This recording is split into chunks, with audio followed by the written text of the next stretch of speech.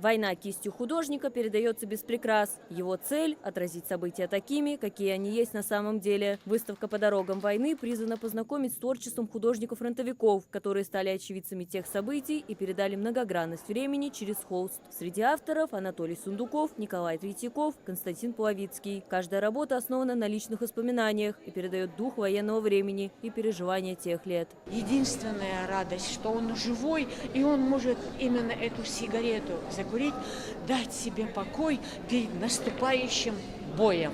И все это в его чертах лица, в каске, которая у него на голове, естественно, полевой, естественно, обмундировка, которая, естественно, горящее пламя чуть-чуть поодаль и впереди стоящее оружие.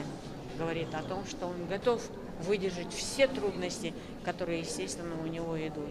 Выставка проходит как раз в год защитника Отечества. На ее открытие были приглашены гости. Замминистра культуры Бекхан Кадзоев, главный хранитель фонда Кабардино-Балкарского музея ИЗОВ Владимир Макаев, начальник выставочно-экспозиционного отдела музея Нина Леонтьева и другие. Каждый из них подчеркивает значимость мероприятия, которое сосредоточено на отражении художественной летописи войны, драматичной и жестокой. Выставка представляет большую художественную историческую ценность, позволяет зрителю глубже ощутить героический путь нашего народа. И выражаю благодарность коллективу Кабардино-Балкарского изобразительного искусства от имени Ткаченко и за организацию прекрасного мероприятия. В связи с тем, что, наверное, развивается связь, сотрудничество и дружбу между двумя республиками Ингушетии и Кабардино-Балкарии, вот эта выставка как раз говорит об этом самом, о нашем сотрудничестве.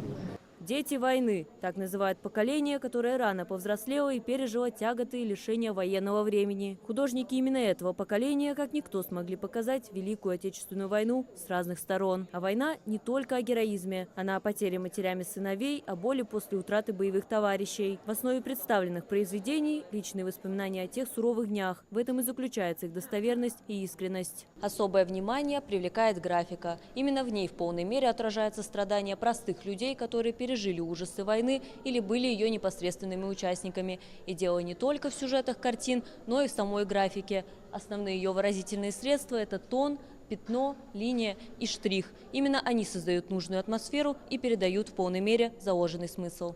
Рассматривать подобные произведения искусства важно в разрезе истории. Смотреть и понимать – это была реальность. Выдуманные сюжеты основаны на настоящих историях, которые происходили с нашими соотечественниками. Иногда нужно было отступать. Но как отступать? С каким достоинством? Не оставляя на поле боя ни одного раненого солдата. Открытие посетили как дети, так и взрослые. Самые заинтересованные внимательно всматриваются в картины, изучая их детали. Другие обсуждают сюжеты произведений между собой. Выставка – часть культурного обмена между Ингушетией и Кабардино-Балкарией. Республики тесно взаимодействуют во многих сферах. Укреплено это сотрудничество было в мае. На Кавказском инвестиционном форуме регионы подписали соглашение, которое предполагает еще более тесное взаимодействие. У вас есть очень замечательный художник Мартазанов. Насколько я знаю, он один раз уже выставлялся. Это профессиональный художник с очень высокого статуса. Насколько я знаю, сейчас он выставляется в Москве. Вот. Уже то, что вот он будет у нас выставляться в музее, это тоже показательно. Это опять-таки культурный обмен.